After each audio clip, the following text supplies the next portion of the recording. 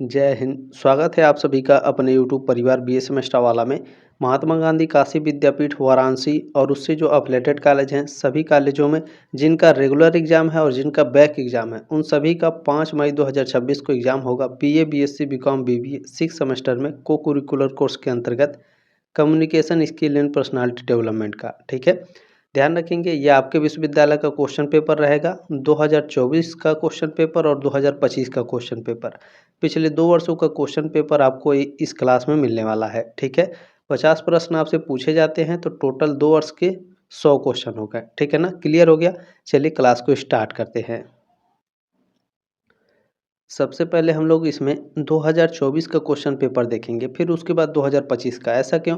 क्योंकि देखिए 2024 का क्वेश्चन पेपर जब आप देख लेंगे उसके बाद 2025 का क्वेश्चन पेपर देखेंगे तब आपको समझ में आएगा कि कौन कौन से क्वेश्चन रिपीट हुए हैं और क्वेश्चन का लेवल क्या रहता है। हार्ड क्वेश्चन आते हैं या फिर सॉफ्ट क्वेश्चन आते हैं। ठीक है ना, हार्ड क्वेश्चन नहीं आते हैं, सभी लोग आसानी से कर लेंगे। वैसे जो प्रीवियस ईयर के क्वेश्चन पेपर होते हैं वहाँ से आपके एग्जाम में क्वेश्चन आते ही आते हैं, ये बात आप सभी को अच्छे से पता होगा। ठीक है, बाकी सभी चीज़ें मैंने आपको बता दी हैं। BA BSc BCom BBA 6 semester को curricular communication skill and personality development. ठीक है, इसमें और सबसे बड़ी चीज़ ये है कि देखिए क्लास के बीच में मैं आपको डिस्टर्ब नहीं करता, तो क्लास के लास्ट में जब क्लास के लास्ट में एक क्वेश्चन बचा रहता है तो मैं सभी जितना भी इम्पोर्टेंट चीज़ें हैं कि आपको क्लासेस कहाँ मिलती हैं, पीडीएफ कहाँ से मिलता है और हमारे साथ आप संपर्क कैसे कर सकते हैं, किसी भी क्वेश्चन में कोई डाउट है तो कैसे पूछ सकते हैं, वो मैं लास्ट में डिस्कस करता हूँ। तो आप सभी लोग ध्यान से सुनकर जाएंगे। ठीक है, और ये क्वेश्चन पेपर आपके पास पहुंच गया है तो आपसे रिक्वेस्ट रहेगी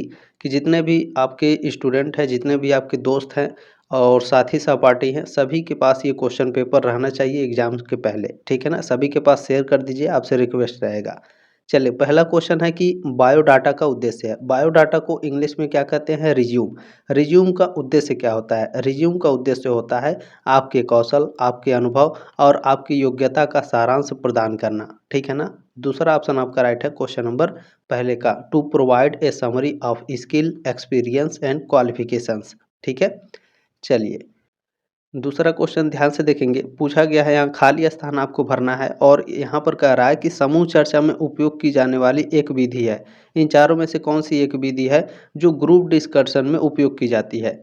तो टीम के सदस्यों के बीच विचार मंथन सत्र समूह चर्चा में उपयोग की जाने वाली एक विधि है। चौथा ऑप्शन आपका इसमें राइट हो जाएगा क्वेश्चन नंबर दूसरे का। ठीक है, क्वेश्चन नंबर 3 आपसे पूछा गया है, खाली स्थान यहाँ भी भरना है। समूह चर्चा में यानी ग्रुप डिस्कशन में, तो ग्रुप डिस्कशन में भागीदारी चरण यानी पार्टिसिपेशन जो फेज होता है इसमें राय और विचार व्यक्त करना शामिल होता है। ठीक है, तीसरा ऑप्शन आपका राइट हो जाएगा क्वेश्चन नंबर तीसरे का। नेक्स्ट क्वेश्चन, प्रश्न नंबर 4 आपसे पूछा गया है, प्रशिक्षण सेटिंग यानी आपका ट्रेनिंग सेटिंग में समूह चर्चा यानी ग्रुप डिस्कशन। ठीक है, तो प्रशिक्षण सेटिंग में समूह चर्चा का अनुकरण करने की एक सामान्य विधि है। कौन सी? निर्दिष्ट भूमिकाओं के साथ भूमिका निभाने वाले परिदृश्य। दूसरा ऑप्शन आपका इसमें करेक्ट हो जाएगा। अगला क्वेश्चन 5 नंबर प्रश्न है, मानव व्यवहार का तात्पर्य है। ह्यूमन बिहेवियर का तात्पर्य क्या होता है? मनुष्य की क्रियाएं और प्रतिक्रियाएं। ठीक है ना, तीसरा ऑप्शन आपका राइट हो जाएगा क्वेश्चन नंबर 5 का। क्वेश्चन नंबर 6 आपसे पूछा गया है, व्यक्तिगत व्यवहार का उदाहरण है। खाली स्थान भरना। कौन सा व्यक्तिगत व्यवहार का उदाहरण होता है? तो व्यक्तिगत निर्णय लेना। ठीक है ना, व्यक्तिगत निर्णय लेना, पर्सनल डिसीजन मेकिंग आपका व्यक्तिगत व्यवहार का उदाहरण है। Example of individual behaviour. ठीक है, दूसरा ऑप्शन आपका इसमें राइट हो जाएगा। नेक्स्ट क्वेश्चन देखेंगे, 7 नंबर प्रश्न आपसे पूछा गया है, आत्म जागरूकता विकसित करने में क्या शामिल है? आत्म जागरूकता यानी सेल्फ अवेयरनेस। सेल्फ अवेयरनेस विकसित करने में क्या शामिल होता है? तो किसी की भावनाओं, शक्तियों और कमजोरियों को समझना। दूसरा ऑप्शन राइट है क्वेश्चन नंबर 7 का। क्वेश्चन नंबर 8 देखें, पूछा गया है, बॉडी लैंग्वेज का उदाहरण है। बॉडी लैंग्वेज का कौन सा उदाहरण है? तो आपके हाव भाव, आपके चेहरे का भाव और आपकी मुद्रा। ठीक है ना, grazer, facial expression and posture, ये क्या है आपके? ये सभी आपके बॉडी लैंग्वेज के अंतर्गत आते हैं। तीसरा ऑप्शन राइट है क्वेश्चन नंबर 8वें का। नेक्स्ट क्वेश्चन देखेंगे, प्रश्न नंबर 9 आपसे पूछा गया है कि अशाब्दिक संचार का एक उदाहरण है। अशाब्दिक संचार यानी non verbal communication. Non verbal communication का उदाहरण कौन सा है? तो देखिए, जोर से बोलना, ईमेल लिखना और एक टेक्स्ट संदेश भेजना, ये वर्बल कम्युनिकेशन होते हैं यानी शाब्दिक संचार। मुस्कुराते हुए, ये आपका अशाब्दिक संचार है, नॉन वर्बल कम्युनिकेशन। तीसरा ऑप्शन आपका राइट हो जाएगा। प्रश्न नंबर 10 आपसे पूछा गया है, संचार प्रक्रिया है, कम्युनिकेशन प्रोसेस क्या है? कम्युनिकेशन प्रोसेस है प्रेषक और प्राप्तकर्ता के बीच संदेशों का आदान प्रदान, ठीक है ना। The exchange of message between sender and receiver, तीसरा ऑप्शन आपका इसमें करेक्ट हो जाएगा। क्वेश्चन नंबर 11 आपसे पूछा गया है, अंतर सांस्कृतिक अंतःक्रियाओं में व्यक्तियों को शारीरिक भाषा यानी बॉडी लैंग्वेज के संबंध में क्या विचार करना शामिल है? तो इसमें विचार करना शामिल है अपने सांस्कृतिक मानदंडों और प्रथाओं को अपनाना, तीसरा ऑप्शन राइट है क्वेश्चन नंबर 11 का। नेक्स्ट क्वेश्चन इसमें देखें पूछा गया है, व्यावसायिक शिष्टाचार को समझना क्यों महत्वपूर्ण है? व्यावसायिक शिष्टाचार को समझना इसलिए महत्वपूर्ण है क्योंकि यह व्यावसायिक संबंध बनाने में मदद करता है, दूसरा ऑप्शन आपका इसमें राइट है। अगला क्वेश्चन 13 नंबर प्रश्न पूछा गया है, सोशल मीडिया शिष्टाचार के लिए महत्वपूर्ण दिशा निर्देश हैं, क्या दिशा निर्देश हैं? तो सम्मानजनक और पेशेवर संचार में संलग्न होना, दूसरा ऑप्शन आपका इसमें राइट हो जाएगा। अगला क्वेश्चन देख लेंगे, प्रश्न नंबर 14 पूछा गया है कि व्यक्तिगत विकास यानी पर्सनल डेवलपमेंट, ठीक है ना। तो व्यक्तिगत विकास के लिए आत्म जागरूकता क्यों महत्वपूर्ण है? तो ये इसलिए महत्वपूर्ण है क्योंकि यह किसी की ताकत और कमजोरियों की समझ को बढ़ाता है, ठीक है ना। व्यक्तिगत विकास यानी पर्सनल डेवलपमेंट के लिए सेल्फ अवेयरनेस क्यों महत्वपूर्ण होता है? क्योंकि यह किसी की ताकत और कमजोरियों की समझ को बढ़ाता है, ठीक है ना। ऑप्शन नंबर इसमें दूसरा आपका करेक्ट हो जाएगा।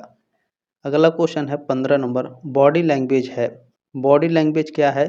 तो बॉडी लैंग्वेज आपके इशारों, आपके चेहरे का भाव आदि के माध्यम से गैर मौखिक संचार, ठीक है ना, non verbal communication through grazer facial expression etc, ठीक है। दूसरा ऑप्शन आपका इसमें राइट है क्वेश्चन नंबर 15 का। क्वेश्चन नंबर 16 आपसे पूछा गया है, देखिए सांस्कृतिक विभिन्नताएं, ठीक है, सांस्कृतिक विभिन्नताएं शारीरिक भाषा को कैसे प्रभावित कर सकती हैं? How can culture differences influence body language, ठीक है। सांस्कृतिक विभिन्नताएं शारीरिक भाषा को कैसे प्रभावित कर सकती हैं? तो विभिन्न संस्कृतियों इशारों की अलग अलग व्याख्या कर सकती हैं, दूसरा ऑप्शन आपका इसमें राइट है। नेक्स्ट क्वेश्चन 17 नंबर पूछा गया है, मूल संचार प्रक्रिया है, मूल संचार प्रक्रिया क्या है? प्रेषक प्राप्तकर्ता संदेश शोर और प्रतिक्रिया, ठीक है। Sender receiver message noise feedback, ये सभी क्या है? ये सभी आपके कम्युनिकेशन प्रोसेस के बेसिक ऑफ कम्युनिकेशन प्रोसेस हैं ये, ठीक है ना। पहला ऑप्शन आपका इसमें राइट है क्वेश्चन नंबर 17 का। क्वेश्चन नंबर 18 आपसे पूछा गया है, यहाँ खाली स्थान भरना है और पूछा है कि अशाब्दिक संचार का एक उदाहरण है, नॉन वर्बल कम्युनिकेशन का उदाहरण क्या है? तो हाथ के इशारों का उपयोग करना अशाब्दिक संचार का उदाहरण है, नॉन वर्बल कम्युनिकेशन का उदाहरण है, ठीक है ना। यूजिंग हैंड ग्रेजर, दूसरा ऑप्शन आपका राइट है। बाकी इसे याद रखिएगा, स्पष्ट बोलना, ईमेल लिखना, ध्यान से सुनना, ये सभी वर्बल कम्युनिकेशन है यानी शाब्दिक संचार। प्रश्न नंबर 19 आपसे पूछा गया है, प्रभावी संचार के 7C में कौन सा एक नहीं है? ये 100% गारंटी के साथ आपके एग्जाम में आएगा। देखिएगा 2025 वाले क्वेश्चन पेपर में भी इससे संबंधित क्वेश्चन पूछा गया होगा, ठीक है ना। तो 7C को आप हिंदी और इंग्लिश में याद कर लीजिएगा, इंटरनेट पर आपको आसानी से मिल जाएगा, ठीक है। तो पूछा है 7C में 7 आपके सी से होते हैं, मतलब 7 इसमें आपके भाग होते हैं। तो इसमें क्लैरिटी है आपका, कॉन्फिडेंस है और कॉन्शियसनेस है, कॉम्प्लेक्स, ठीक है ना, कॉम्प्लेक्सिटी नहीं है इसमें, ठीक है ना। तो चौथा जटिलता नहीं है, तो इसमें चौथा ऑप्शन आपका करेक्ट हो जाएगा। पूछा है कि एक नहीं है तो चौथा आपका नहीं है, बाकी ये तीनों आपके 7CS के भाग हैं, ठीक है। चलिए प्रश्न नंबर 20 आपसे पूछा गया है, प्रभावी संचार यानी इफेक्टिव कम्युनिकेशन में क्या बाधा बन सकता है? इफेक्टिव कम्युनिकेशन में शोर या ध्यान भटकाना, ठीक है ना, नॉइस या फिर डिस्ट्रैक्शन, ये आपके प्रभावी संचार यानी इफेक्टिव कम्युनिकेशन में बाधा डालते हैं, ठीक है। तीसरा ऑप्शन आपका राइट है। अगला क्वेश्चन देखेंगे 21 नंबर, यहाँ खाली स्थान भरना है और क्वेश्चन आपसे कह रहा है कि अच्छा मैं पहले बता देता हूँ तभी आपको समझ में आ जाएगा। यहाँ आपकी असोसिएटिव कम्युनिकेशन रहेगा यानी मुखर संचार। मुखर संचार में विचारों और भावनाओं को आत्मविश्वास और सम्मानजनक तरीके से व्यक्त करना शामिल होता है, ठीक है ना। मुखर संचार में असोसिएटिव कम्युनिकेशन में पहला ऑप्शन आपका राइट है।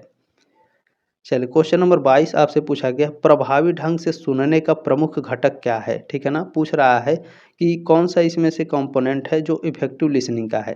तो ध्यान रखेंगे जो आपका चौथा नंबर क्वेश्चन है पूरा ध्यान देना और उपस्थित रहना, ठीक है ना।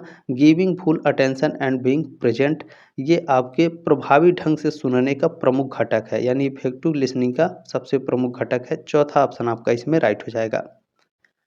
अगला क्वेश्चन देखेंगे, 23 नंबर खाली स्थान भरना है और यहाँ पूछ रहा है कि विस्तृत प्रतिक्रिया को प्रोत्साहित करता है कौन। तो ध्यान रखेंगे यहाँ पर जो आपका ओपन एंडेड प्रश्न है, ठीक है ना, ओपन एंडेड जो क्वेश्चन है ये विस्तृत प्रतिक्रिया को प्रोत्साहित करता है। तीसरा ऑप्शन आपका इसमें राइट है, क्वेश्चन नंबर 23 का। क्वेश्चन नंबर 24 आपसे पूछा गया है, ईमेल लिखने के लिए निम्नलिखित में से कौन सा एक अच्छा अभ्यास है। ईमेल लिखने के लिए अच्छा अभ्यास क्या है, तो यहाँ पर आपको ध्यान रखना है, एक स्पष्ट विषय पंक्ति और संक्षिप्त संदेश शामिल करना। ऑप्शन नंबर तीसरा करेक्ट हो जाएगा क्वेश्चन नंबर 24 का। क्वेश्चन नंबर 25 आपसे पूछा गया है, ग्रूमिंग इंक्लूड्स, ठीक है, संवारना शामिल है। संवारना किस में शामिल होता है, तो अपना ख्याल रखना, अपने मसूड़ों और दांतों की देखभाल करना, त्वचा की देखभाल करना, ये सभी क्या है, ये सभी संवारना में शामिल होते हैं। पर्सनल ग्रूमिंग में आपके शामिल होते हैं। चौथा ऑप्शन इसमें आपका करेक्ट हो जाएगा। यहाँ केवल ग्रूमिंग लिखा है, पर्सनल ग्रूमिंग में भी आपके इम्पोर्टेंट होते हैं। यहाँ पूछा है व्यक्तित्व से तात्पर्य है, पर्सनालिटी से क्या तात्पर्य होता है, तो पर्सनालिटी आपके व्यवहार, आपके विचारों और आपके भावनाओं का अद्वितीय पैटर्न होता है, ठीक है ना। दूसरा ऑप्शन आपका इसमें राइट हो जाएगा क्वेश्चन नंबर 26 का। क्वेश्चन नंबर 27 क्या पूछा है, व्यक्तित्व विकास यानी पर्सनालिटी डेवलपमेंट को आकार देने में कौन सा कारक महत्वपूर्ण भूमिका निभाता है, तो आपका अनुवांशिकी, ठीक है ना, यानी जेनेटिक्स, प्रारंभिक अनुभव, सांस्कृतिक मानदंड, ठीक है ना, जो कल्चरल नॉर्म्स हैं और जो आपका अर्ली एक्सपीरियंस है और जो आपका जेनेटिक्स है, ये सभी आपके पर्सनालिटी डेवलपमेंट में, ठीक है, व्यक्तित्व विकास में बहुत ही महत्वपूर्ण भूमिका निभाते हैं। तो चौथा ऑप्शन आपका इसमें राइट हो जाएगा, सभी आपके करेक्ट हैं। चलिए क्वेश्चन नंबर 28 आपसे पूछा गया है कि व्यक्तित्व का पर्यावरणीय निर्धारक है, यानी पर्सनालिटी का पर्यावरणीय निर्धारक क्या होता है, तो परिवार का पालन पोषण, फैमिली, ठीक है ना। दूसरा ऑप्शन आपका राइट हो जाएगा क्वेश्चन नंबर 28 का। क्वेश्चन नंबर 29 आपसे क्या पूछा गया है, ड्रेस का चयन के आधार पर करना चाहिए, किसके आधार पर ड्रेस का चयन करना चाहिए, तो अवसर के, जलवायु के और व्यक्तित्व के, ठीक है ना, यानी क्लाइमेट और पर्सनालिटी और क्या अवसर है, इन सभी को ध्यान में रखते हुए, ठीक है, इन सभी को ध्यान में रखते हुए आपको ड्रेस का चयन करना चाहिए। चौथा ऑप्शन आपका राइट हो जाएगा। क्वेश्चन नंबर देखें, 30 नंबर पूछा है, कारपोरेट सेटिंग में पहनने के लिए सबसे पसंदीदा पोशाक है, तो सबसे पसंदीदा पोशाक है आपका व्यावसायिक औपचारिकताएं, ठीक है ना, बिजनेस फॉर्मल्स, ठीक है। पहला ऑप्शन आपका इसमें राइट है क्वेश्चन नंबर 30 का। क्वेश्चन नंबर 31 आपसे पूछा गया है कि इंटरव्यू के लिए नया सूट या ड्रेस लेते समय किन बातों से बचना चाहिए, तो हमें बहुत ज़्यादा ट्रेंडी होना, इस चीज़ से हमें बचना चाहिए, ठीक है ना। ऑप्शन नंबर पहला राइट हो क्वेश्चन नंबर 31 का। क्वेश्चन नंबर 32 आपसे पूछा गया है कि इंटरव्यू में लोगों का ध्यान खींचने के लिए क्या प्राथमिकता देनी चाहिए। इंटरव्यू में लोगों का ध्यान खींचने के लिए हमें प्राथमिकता देनी चाहिए किसका, औपचारिक फिट इन का, ठीक है। चौथा ऑप्शन आपका राइट हो जाएगा क्वेश्चन नंबर 32 का।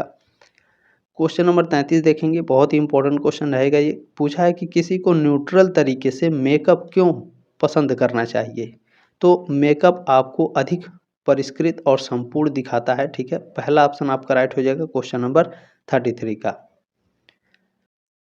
नेक्स्ट क्वेश्चन आपका 34 नंबर पूछा गया है, आपको विपरीत लिंग के साक्षात्कारताओं का स्वागत कैसे करना चाहिए, तो हाथ मिलाने और मुस्कुराहट के साथ, with A handshake and a smile.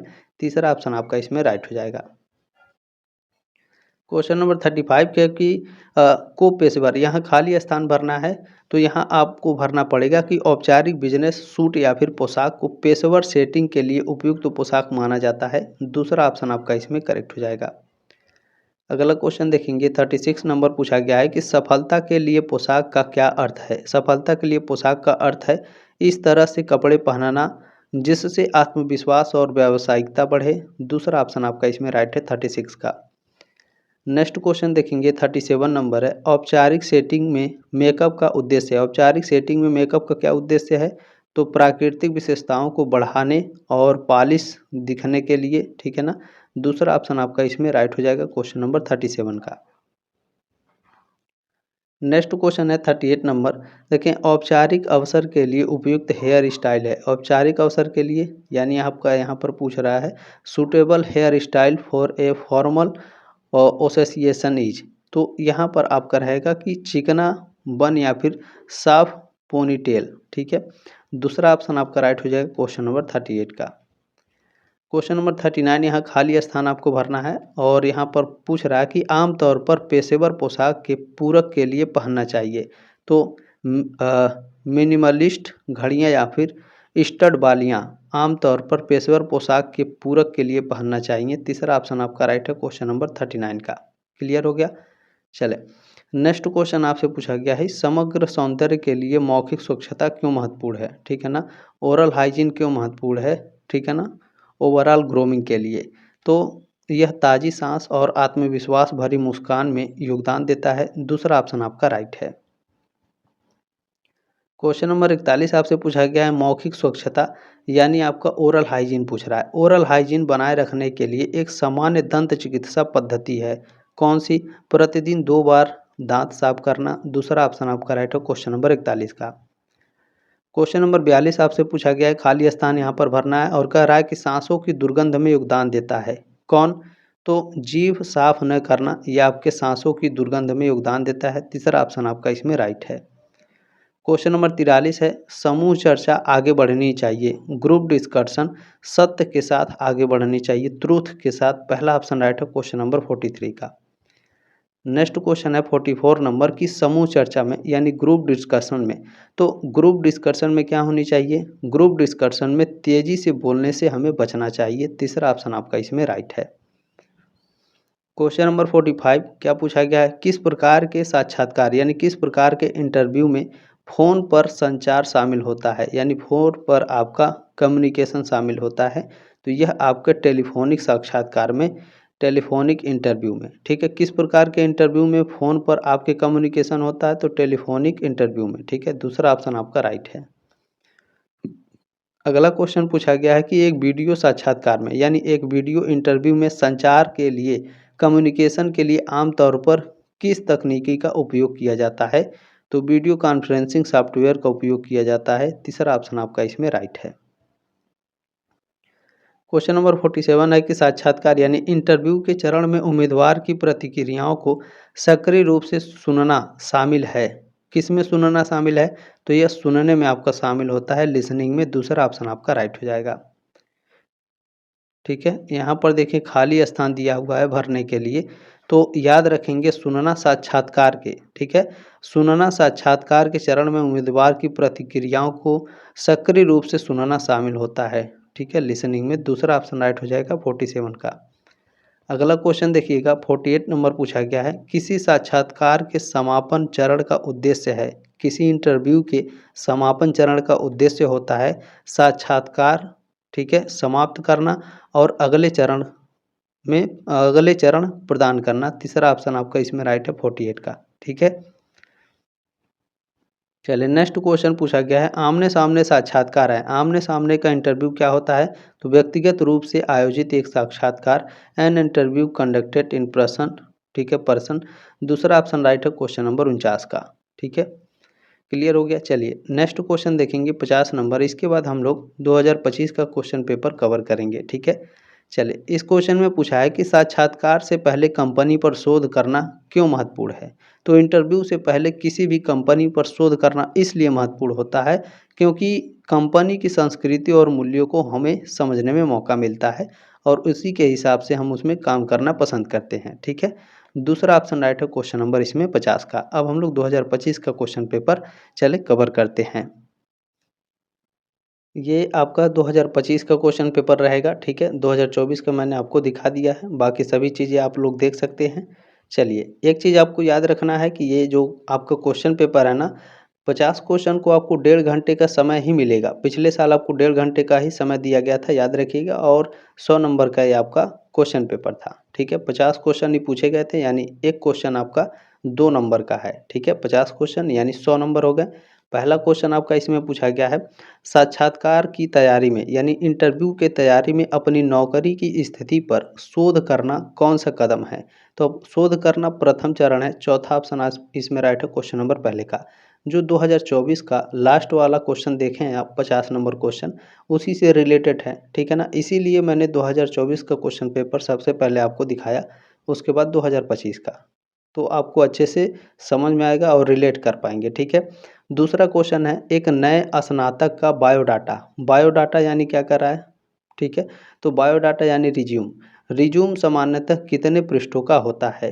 तो रिज्यूम आपका सामान्यतः यहाँ पर देखा जाए तो ये सामान्यतः आपका 1 पेज का होता है। पहला ऑप्शन आपका इसमें राइट हो जाएगा क्वेश्चन नंबर दूसरे का, ठीक है ना। नेक्स्ट क्वेश्चन देखिएगा, प्रश्न नंबर 3 आपसे पूछा गया है कि अपना बायोडाटा ख़त्म करने के बाद आपको क्या करना चाहिए? अपना बायोडाटा यानी जो आपका रिज्यूम है, इसे ख़त्म करने के बाद आपको क्या करना चाहिए? तो त्रुटियों के लिए इसे प्रूफ रीड करें, बिल्कुल। अन्य लोगों से भी इसे प्रूफ रीड करवाने को कहें, ये भी करेक्ट है। इसे अच्छी स्थिति में रखें, ये भी आपका करेक्ट हो जाएगा, यानी आपको मोड़ करके किसी भी तरीके से रिज्यूम को नहीं रखना है, ठीक है। आपका इसमें चौथा करेक्ट हो जाएगा, उपरोक्त सभी आपके सही हैं, ठीक है। क्लियर हो गया? चले क्वेश्चन नंबर 4 देख लीजिएगा, पूछा गया आपसे कि बायोडाटा का उद्देश्य है, पर्पज ऑफ रिज्यूम, रिज्यूम का उद्देश्य क्या होता है? तो रिज्यूम का उद्देश्य है कौशल, अनुभव और उपलब्धियों के लिए स्वविज्ञापन, ठीक है ना। ऑप्शन नंबर तीसरा करेक्ट हो जाएगा क्वेश्चन नंबर 4 का। क्वेश्चन नंबर 5 आपसे पूछा गया है, देखें, पूछा गया है कि लिंक्डइन पर खुद को पेशेवर रूप से ब्रांड करने का एक तरीका है। देखिए, सबसे पहला तरीका होता है लिंक्डइन पर खुद को प्रोफेशनल बनाने के लिए या फिर ब्रांड वैल्यू बनाने के लिए अपने प्रोफाइल को सबसे पहले 100% पूरा करना चाहिए, ठीक है। पहला ऑप्शन आपका इसमें राइट है। प्रश्न नंबर 6 आपसे पूछा गया है कि लिंक्डइन पर अपनी दृश्यता बढ़ाने के लिए एक अच्छी रणनीति है, कौन सी एक अच्छी रणनीति है? तो अपने प्रोफाइल में एसईओ यानी सीओ का कीवर्ड का इस्तेमाल करें। जो लोग यूट्यूब पर वीडियोस बनाते हैं उनको सीओ के बारे में पता होगा, ठीक है ना, एसईओ के बारे में। तो ये इम्पोर्टेंट होता है, ये आपके जो पोस्ट आप डालते हैं इसको ये आगे क्या करता है, ये आगे पुश करता है, ठीक है ना। एसईओ क्या करता है, जो भी पोस्ट या वीडियोस होता है इसको पुश करता है आगे, यानी ज़्यादा लोगों के पास पहुंचाता है, ठीक है। चले क्वेश्चन नंबर 7 क्या है, देखिए, पूछा गया है कि निम्नलिखित में से शारीरिक भाषा यानी बॉडी लैंग्वेज का वर्णन करने के लिए प्रयुक्त तकनीकी शब्द को पहचानें। तो इसमें से कौन सा है? काइनेसिक्स, ठीक है ना। यहाँ जब भी बॉडी लैंग्वेज की बात आएगी शारीरिक भाषा का, तो काइनेसिक्स आपका राइट आंसर होगा, ये बात आपको ध्यान रख लेना है, ठीक है। अब इसमें जो प्रोक्सीमिक्स है ये भी आपका पूछा जाता है। प्रोक्सीमिक्स में व्यक्तिगत स्थान और भौतिक दूरी का अध्ययन किया जाता है, ठीक है। और इसमें जो आपका क्रोनेमिक्स है, ठीक है ना, क्रोनेमिक्स में समय का, ठीक है ना, टाइम टाइम का अध्ययन किया जाता है क्रोनेमिक्स में। और जो आपका काइनेसिक्स है इसमें बॉडी लैंग्वेज का अध्ययन किया जाता है। और जो आपका हैप्टिक्स है, ठीक ना, इसमें संदेशों को भेजने, ठीक है, संदेशों को संप्रेषित करने के लिए यानी संदेशों को भेजने के लिए स्पर्श का उपयोग किया जाए। स्पर्श यानी समझ लीजिए एक तरीके से ये टच का बात कर रहा है, ठीक है, टच का बात कर रहा है, ठीक है। टच में हैप्टिक्स में आपका टच का अध्ययन किया जाता है, काइनेसिक्स में आपका बॉडी लैंग्वेज शारीरिक भाषा का अध्ययन किया जाता है, क्रोनेमिक्स में आपका टाइम का अध्ययन किया जाता है, ठीक है ना। और प्रोक्सेमिक्स में आपके व्यक्तिगत स्थान और भौतिक दूरी का अध्ययन किया जाता है। जो मैंने अभी आपको बताया है ना, अगर इस लेक्चर को आपने ध्यान से सुना होगा तो इससे संबंधित जो क्वेश्चन आएंगे वो आपके गलत नहीं होंगे, ठीक है। और 100% आपके एग्जाम में क्वेश्चन इससे आएगा। नेक्स्ट क्वेश्चन है कि शारीरिक भाषा यानी बॉडी लैंग्वेज, हाव भाव, मुद्राएं, चेहरे के भाव और शरीर की गतिविधियों का अध्ययन कहलाता है। तो यह आपका काइनेसिक्स कहलाता है, ठीक है ना। ऑप्शन नंबर चौथा आपका इसमें करेक्ट हो जाएगा। क्लियर हो गया? चलिए क्वेश्चन नंबर 9 आपसे पूछा गया है, किसी चर्चा समूह में पोस्ट करने से पहले आपको यह करना चाहिए, क्या करना चाहिए? तो अक्सर पूछे जाने वाले प्रश्न जो होते हैं, ठीक है, उनके दस्तावेज ढूंढे, बिल्कुल है। अक्सर पूछे जाने वाले जो प्रश्न हैं उसको पढ़ ले। जो समूह के स्वर और चरित्र का अंदाजा लगाने के लिए कुछ मौजूद पोस्ट पढ़ें, ये सभी हो जाएंगे, ठीक है। चौथा ऑप्शन आपका इसमें राइट हो जाएगा क्वेश्चन नंबर 9 का। प्रश्न नंबर 10 देखेंगे। क्वेश्चन नंबर 10 आपसे पूछा गया है कि निम्नलिखित में से कौन संचार को अप्रभावी बनाता है, यानी कम्युनिकेशन को इनइफेक्टिव बनाता है, ठीक है ना, अप्रभावी बनाता है। तो जो आपका अस्पष्टता है, ठीक है ना, अस्पष्टता आपकी कम्युनिकेशन को अप्रभावी बनाता है। पहला ऑप्शन आपका इसमें राइट हो जाएगा।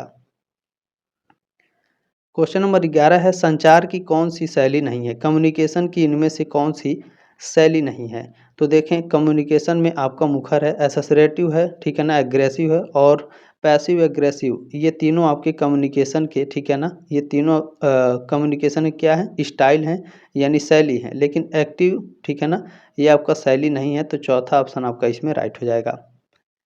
क्वेश्चन नंबर 12 क्या पूछा गया है, संचार की सबसे प्रभावी और स्वास्थ्यप्रद शैली है, कम्युनिकेशन के सबसे इफेक्टिव और स्वास्थ्यप्रद शैली कौन सी है। तो मुखर, ठीक है ना, असोसिएटिव सबसे आपकी प्रभावी और स्वास्थ्यप्रद शैली है। पहला ऑप्शन आपका इसमें राइट हो जाएगा क्वेश्चन नंबर 12 का।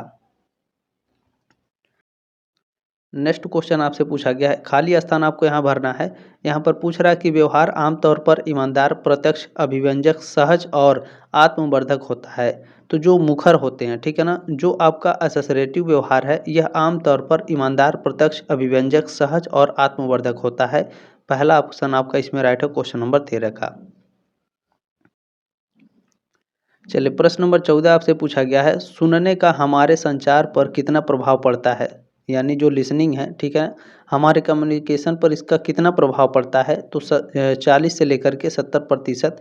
चौथा ऑप्शन आपका इसमें राइट है क्वेश्चन नंबर 14 का। क्वेश्चन नंबर 15 आपसे क्या पूछा गया है, सुनने का तीसरा चरण क्या होगा। तो यहाँ पर 4 चरण दिए गए हैं। पहला चरण आपका होता है इसमें रिसीविंग, ठीक है, मैं लिख दे रहा हूँ ताकि आपको अच्छे से समझ में आ जाए। इस क्वेश्चन में बहुत बच्चे कंफ्यूज होते हैं, ठीक है ना। रिसीविंग,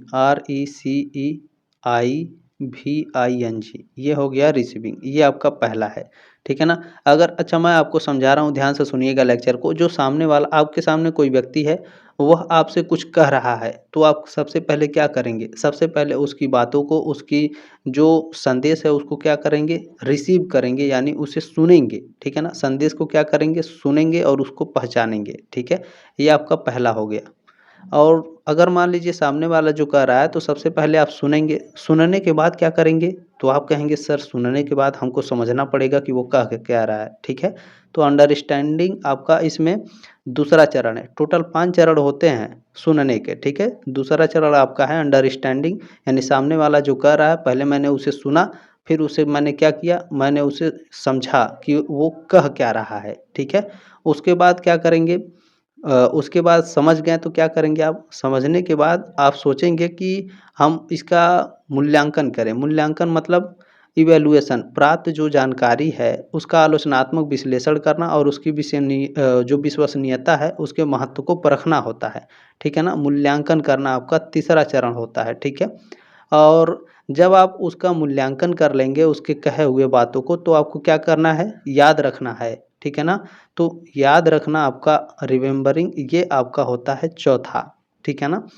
उसके बाद क्या करेंगे, याद रखेंगे। उसके बाद जब आपको याद रहेगा कि इसने कहा क्या है, तो हम क्या करेंगे, फीडबैक देंगे, फिर हम उससे अपनी बातों को कहेंगे। तो ये आपका रिस्पॉन्डिंग हो गया, ये हो गया आपका 5वां चरण, ठीक है ना। सुनने में टोटल 5 चरण होते हैं, रिसीविंग, अंडरस्टैंडिंग, मूल्यांकन करना यानी इवैल्यूएशन करना, उसके बाद उसको याद रखना, याद करने के बाद हमें फीडबैक देना, ठीक है ना, यानी रिस्पॉन्ड करना, उत्तर देना। तो 5 चरण हैं। और यहाँ पर क्या पूछा है कि सुनने का तीसरा चरण होगा। तीसरा चरण आपका मूल्यांकन करना है, इवैल्यूएशन, ठीक है ना। तो तीसरा इसमें आपका, सॉरी, दूसरा ऑप्शन आपका इसमें करेक्ट हो जाएगा क्वेश्चन नंबर 15 का, ठीक है। चलिए, देखिए, किसी भी क्वेश्चन में कोई भी डाउट होगा तो आप हमसे पूछ लीजिएगा, ठीक है। तो मैं लास्ट में अभी नंबर मैं आपको बता दूंगा। चले, पहले क्वेश्चन देखिए, इनमें से कौन सा सुनने की प्रक्रिया का पहला चरण है। सुनने की प्रक्रिया का पहला चरण क्या होता है, रिसीविंग। अभी मैंने ऊपर आपको समझाया है अच्छे से, ठीक है। दूसरा ऑप्शन आपका इसमें राइट हो जाएगा क्वेश्चन नंबर 16 का। चले, नेक्स्ट क्वेश्चन है, 17 नंबर पूछा गया है कि प्रश्न उत्तर तकनीकी सुधार में मदद कर सकती है। कौन मदद कर सकता है, तो बोलने का कौशल, ठीक है ना। अगर आपका स्पीकिंग स्किल अच्छा है तो प्रश्न उत्तर तकनीकी में सुधार में ये आपका मदद कर सकता है। पहला ऑप्शन आपका इसमें राइट हो जाएगा। क्वेश्चन नंबर 18 आपसे क्या पूछा गया है, फ़ोन पर बात करते समय किस प्रकार के संचार का उपयोग किया जा रहा है, ठीक है ना? फ़ोन पर बात करते समय किस प्रकार के संचार का उपयोग किया जा रहा है, तो यह आपके मौखिक और आवाज़ का लहज़ा का उपयोग किया जा रहा है। पहला ऑप्शन आपका इसमें राइट हो जाएगा। क्वेश्चन नंबर 19 यहाँ पर खाली स्थान आपको भरना है और यहाँ क्वेश्चन में आपसे पूछा गया है कि संदर्भ प्रेषक, ठीक है ना? संदर्भ प्रेषक और प्राप्तकर्ता के बीच पृष्ठभूमि की समानता को संदर्भित करता है। कौन संदर्भित करता है? तो संस्कृति, ठीक है ना? जो कल्चर होता है यह संदर्भ प्रेषक और प्राप्तकर्ता के बीच पृष्ठभूमि की समानता को संदर्भित करता है। चौथा ऑप्शन आपका राइट हो जाएगा क्वेश्चन नंबर 19 का। क्वेश्चन नंबर 20 आपसे पूछा गया है मौखिक संचार यानी वर्बल कम्युनिकेशन, ठीक है। वर्बल कम्युनिकेशन जो है आपका इसमें शब्द, ठीक है ना, मौखिक संचार शब्द का उपयोग करता है, वर्बल कम्युनिकेशन वर्ड्स का इस्तेमाल करता है। दूसरा ऑप्शन राइट है क्वेश्चन नंबर 20 का। क्वेश्चन नंबर 21 यहाँ खाली स्थान आपको भरना है और कह रहा है कि संचार में आवाज़ का लहजा, शारीरिक भाव, चेहरे के भाव आदि शामिल हैं। तो आप कहेंगे ये नॉन वर्बल कम्युनिकेशन में होता है सर, लहजा, चेहरे के भाव और बॉडी लैंग्वेज। तो बिल्कुल आपका करेक्ट हो जाएगा क्वेश्चन नंबर तीसरा, ठीक है ना। जो अशाब्दिक संचार है इसमें आवाज़ का लहजा, शारीरिक भाषा और चेहरे का भाव आदि शामिल होते हैं। तीसरा ऑप्शन आपका राइट है क्वेश्चन नंबर 21 का, ठीक है। चलिए क्वेश्चन नंबर 22 आपसे क्या पूछा गया है। देखिए क्वेश्चन कह रहा है कि अंतर्मुखी व्यक्तित्व को इंट्रोवर्ट पर्सनालिटी कहते हैं, ठीक है ना। अंतर्मुखी व्यक्तित्व एवं बहिर्मुखी व्यक्तित्व का वर्गीकरण किसने किया है? अच्छा, इंट्रोवर्ट और एक्सट्रोवर्ट, ठीक है ना। इंट्रोवर्ट और एक्सट्रोवर्ट का जो वर्णन किया है वो कार्ल यूंग ने किया है। दूसरा ऑप्शन आपका इसमें राइट हो जाएगा क्वेश्चन नंबर 22 का। क्वेश्चन नंबर 23 देखें, बहुत ही इंपॉर्टेंट क्वेश्चन रहेगा। पूछा है निम्नलिखित में से कौन क्रेस्मर द्वारा दिए गए व्यक्तित्व का प्रकार नहीं है? क्रेस्मर द्वारा पर्सनालिटी के प्रकार दिए गए हैं कौन कौन से? एथलेटिक, एस्थेटिक और पैनिक, ये 3 प्रकार के दिए गए हैं क्रेस्मर द्वारा पर्सनालिटी के प्रकार, ठीक है। इसमें से आपका सौंदर्य संबंधी, ठीक है ना, ये आपका नहीं दिया गया है। दूसरा ऑप्शन आपका इसमें राइट हो जाएगा क्वेश्चन नंबर 23 का। बाकी इन तीनों को अच्छे से याद रखिएगा, आगे हो सकता है इससे संबंधित क्वेश्चन पूछे जाएँ, ठीक है। क्लियर हो गया। नेक्स्ट क्वेश्चन देखिएगा, पूछा है कि बचपन में व्यक्तित्व होता है, बचपन में हमारी पर्सनालिटी कैसी होती है? तो हम बहिर्मुखी होते हैं, कुछ भी बोल सकते हैं। दूसरा ऑप्शन राइट है क्वेश्चन नंबर 24 का, ठीक है। चलिए क्वेश्चन नंबर 25 आपसे पूछा गया है कि निम्नलिखित में से व्यक्तित्व लक्षण यानी पर्सनालिटी का जो लक्षण है या फिर उसकी विशेषताएं हैं क्या हैं? तो प्रत्येक व्यक्ति का एक अद्वितीय व्यक्तित्व होता है, ठीक है ना, बिल्कुल करेक्ट है आपका। और दूसरा है कि व्यक्तित्व यानी पर्सनालिटी एक संयुक्त समग्रता के रूप में कार्य करता है, ये भी आपका करेक्ट है। जो पर्सनालिटी है स्थिर है, गतिशील नहीं, तो ये आपका गलत है। पर्सनालिटी कभी स्थिर नहीं होती है, ठीक है ना। पर्सनालिटी क्या होती है? गतिशील होती है, ठीक है ना। तो ये आपका गलत हो जाएगा तीसरा, पहला और दूसरा ही केवल आपका सही है, ठीक है। ऑप्शन नंबर 4 में दिया है पहला और दूसरा ही केवल आपका सही है। नेक्स्ट क्वेश्चन देखिएगा 26 नंबर है, इसमें पूछा है कि गलत कथन चुने। गलत कथन हमको चुनना है। पर्सनालिटी अद्वितीय एवं विशिष्ट होती है, ये बिल्कुल करेक्ट है। पर्सनालिटी आनुवंशिकता और पर्यावरण का संयुक्त उत्पाद है, ये भी करेक्ट है। जो पर्सनालिटी है यानी जो व्यक्तित्व है व्यक्ति के अवचेतन और अचेतन व्यवहार का फैसला करता है, तो ये बिल्कुल करेक्ट है आपका। व्यक्तित्व यानी पर्सनालिटी केवल व्यक्ति के दिखावे तक ही सीमित होता है, ये आपका गलत है, ठीक है ना। पर्सनालिटी केवल दिखावे तक ही सीमित नहीं है, ठीक है। चलिए ये बात आपको ध्यान रखना है। क्वेश्चन नंबर 27 आपका क्या कह रहा है कि निम्नलिखित में से कौन सा परीक्षण पूर्णतः मौखिक परीक्षण है, ठीक है ना। तो इसमें आपको याद रखना है जो आपका व्यक्तित्व पर्सनालिटी होता है, जो व्यक्तित्व प्रश्नावली है, ठीक है ना, पर्सनालिटी क्वेश्चनर जो है आपका, ये आपका पूर्णतः मौखिक परीक्षण है, ठीक है। तीसरा ऑप्शन आपका इसमें राइट हो जाएगा आपका। क्लियर हो गया ना। चलिए क्वेश्चन नंबर 28 आपको यहाँ पर खाली स्थान भरना है। व्यक्तित्व के यानी पर्सनालिटी के मानववादी दृष्टिकोण में आत्म सुधार को महत्व दिया जाता है। तीसरा ऑप्शन आपका इसमें राइट है आपका। चलिए अगला क्वेश्चन देखेंगे 29 नंबर पूछा गया है निम्नलिखित में से कौन व्यक्तित्व माप की प्रक्षेपी तकनीक है, ठीक है ना, यानी पर्सनालिटी माप की प्रक्षेपी तकनीक कौन सा है इसमें? तो विषयगत धारणा परीक्षण, थेमेटिक, इसे ठीक है। ऑप्शन नंबर इसमें चौथा करेक्ट हो जाएगा आपका क्वेश्चन नंबर 29 का। ठीक है। विषयगत धारणा परीक्षण आपके पर्सनालिटी को मापने का एक प्रक्षेपी तकनीक है। अच्छे से याद रखिएगा, ये क्वेश्चन हो सकता है, पूछा जा सकता है किसी भी तरीके से। एक क्वेश्चन को कई तरीके से पूछता है, ठीक है ना। देखिए क्वेश्चन नंबर 30 आपसे पूछा गया है कि निम्नलिखित में से कौन सा कारक बच्चे के व्यक्तित्व यानी जो बच्चा है उसके पर्सनालिटी को विकास को प्रभावित करता है।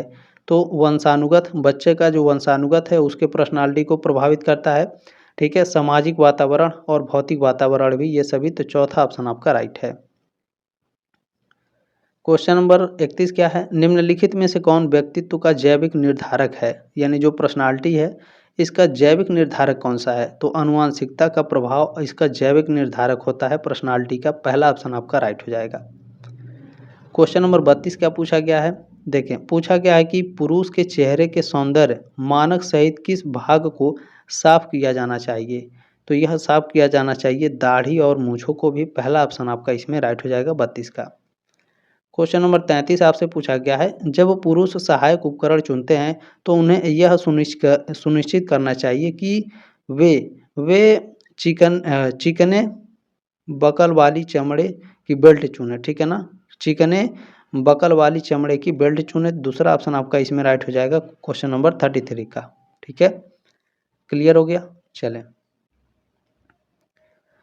अगला क्वेश्चन है, क्वेश्चन नंबर 34 आपसे पूछा गया कि महिलाओं के पास ऐसे जूते होने चाहिए जो जो खुले पैर वाले नहीं होने, ठीक है ना। महिलाओं के पास जो जूते होंगे वो खुले पैर वाले नहीं होने चाहिए। पहला ऑप्शन आपका इसमें राइट हो जाएगा। अगला क्वेश्चन है 35 नंबर, स्वच्छता शब्द हाइजीनिया से बना है जिसका अर्थ है एक यूनानी देवी का नाम। पहला ऑप्शन आपका राइट हो जाएगा क्वेश्चन नंबर 35 का, ठीक है ना। चलिए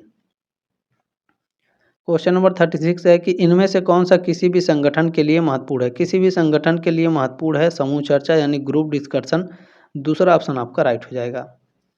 क्वेश्चन नंबर 37 क्या पूछा गया है, देखें समूह चर्चा यानी ग्रुप डिस्कशन में इनमें से कौन सा गुण महत्वपूर्ण है। ग्रुप डिस्कशन में महत्वपूर्ण होता है भावनात्मक स्थिरता, ठीक है ना, इमोशनल स्टेबिलिटी। पहला ऑप्शन आपका इसमें राइट है 37 का। क्वेश्चन नंबर 38 है कि नौकरी के लिए साक्षात्कार आमतौर पर कितने समय का होता है। तो 30 मिनट का। पहला ऑप्शन राइट है क्वेश्चन नंबर 38 का। नेक्स्ट क्वेश्चन 39 नंबर है कि निम्नलिखित में से किस समूह में पराभाषा संचार के घटक है। पैरा लैंग्वेज, ठीक है ना। पैरा लैंग्वेज के घटक कौन से हैं। तो आवाज़, जोर और प्रभाव, ठीक है ना। वॉइस, इम्फेसिस एंड इम्प्रेशन, ये आपका पैरा लैंग्वेस्टिक के उदाहरण हैं, पराभाषा संचार के घटक हैं। पहला ऑप्शन आपका इसमें राइट हो जाएगा।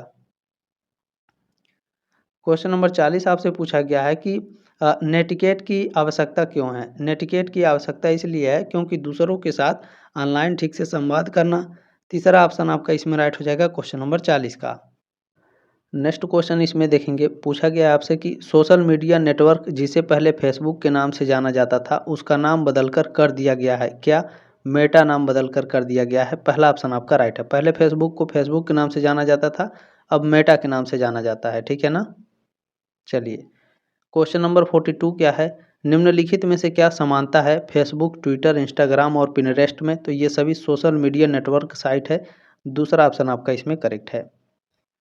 क्वेश्चन नंबर 43 देखें, बहुत ही इंपॉर्टेंट क्वेश्चन रहेगा। पूछा गया है कि हैकिंग के लिए यूजर का पासवर्ड जानना कहलाता है क्या। कहलाता है स्पूफिंग कहलाता है। दूसरा ऑप्शन आपका राइट है।